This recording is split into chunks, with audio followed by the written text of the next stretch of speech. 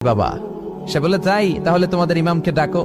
সাইয়েদনা ইমাম আবু হানিফা টাইম দিলেন, এই জুমার দিন, আজকে জুমার দিন না, এই জুমার নামাজের পরে ঠিক ভর দুপুরে 2টায় সবাই আমরা একত্রিত হব। নাস্তিকও আসবে, সাইয়েদনা ইমাম আবু হানিফাও আসবে। জুমার সালাতের পরে লোক